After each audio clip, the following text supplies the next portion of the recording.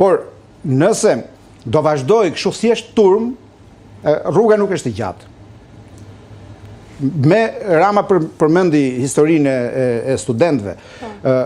E kuptoj që kjo ishte një frym.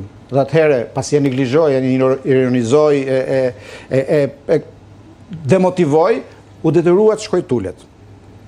Pak nësi ka se qa prodhoj në fund, por u detyrua të ulet. E shkoj një sukses, erdi pakti ta. Nuk është edhe aq për studentët. Deri tani, Rama thjesht po përpiqet, mazhoranca po përpiqet që ta quaj këtë protest produkt të keq kuptimeve, produkt të keq përdorimeve, o agjentura këtu, jo grekët, jo ata që nuk duan Shqipërinë etj.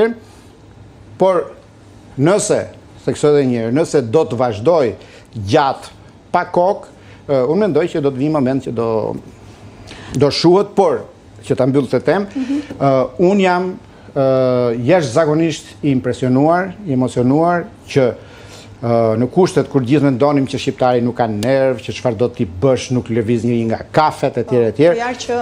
Unë mendoj që fryma ekziston kur njerëzit, le të themi, gjejnë kauzën apo nuk ftohen vetëm nga politika për të dalë në rrugë. Tani, shumë shkurt, mentor se një dy komente, megjithëse ne kemi folur bashkë për referendumin, e ke quajtur një budallallëk referendumin që votë besoj Sali Berisha në krye të Partisë Demokratike, e rikonfirmoi atë. Tani, Partia Demokratike vijon me organizimin, pra proceset e brendshme organizative, u zgjodh Këshilli Kombëtar, pe ndonjë risi në përbërjen e këshillit? Zoti Berisha tha që ka emra të rinj, ka më shumë gra dhe vajza në përbërje të tij. Është sot opozita më e fortë, më e fortë nga ky proces organizativ? Ka dy gjëra, jo nuk është më e fortë, përkundrazi mendoj që është më e vogël, sepse pati sërish ca të qef mbetur që u larguan, mund të jenë apo jo në numër shumë i madh, unë besoj që një forcë politike në opozitë që ka nevojë edhe për një vot të vetme, do duhet të tregohet e dëshpëruar kur i largohet qoftë edhe një vot e vetme. Dy gjëra janë ato që do duhet bëjnë ndryshimin. Partia Demokratike që të vinë për shtet nuk do duhet mjaftohet me entuziazmin që ka brenda vetes, me atë grupin e vet të militantëve, jo në kuptimin e keq të fjalës, fjala militant, por të mbështetësve të zjarrt, por duhet të mbledh ata që dalin në protestat që janë nisur për Zvërnecin.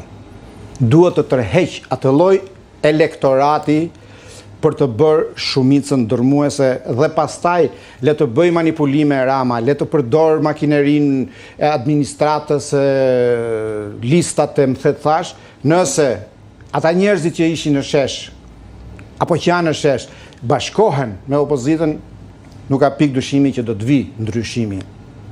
Por këtë nuk e shikojmë të vi. Sepse në fund pyetja që bëhet është, u rinovu Këshilli Kombëtar, u rinovu drejtuesit lokale etj. Pyetja është, kush do të jetë kryeministri i ardhshëm? Sali Berisha. Kandidat. Atëherë që këtu nuk ka rëndësi fare se si janë rinovuar strukturat poshtë në bazë. Njerëzit kur presin për një ndryshim, nuk presin thjesht të ndryshojmë qeverinë, të iki Rama apo të vi Berisha. Sepse problemet, korrupsioni, historia për cilin po flasim, historia Zvërnecit nuk lindi nga hiçi, lindi si pasojë e një metode të qeverisurit. Nuk ka nevojë pra të ndryshoj vetëm kabineti qeveritar, ka nevojë të ndryshoj një mentalitet, të shkulet një mekanizëm që ka bërë bashk politikën, krimin, korrupsionin. Partia Demokratike mendor është tek emri kryesisht, emri liderit që drejton atë?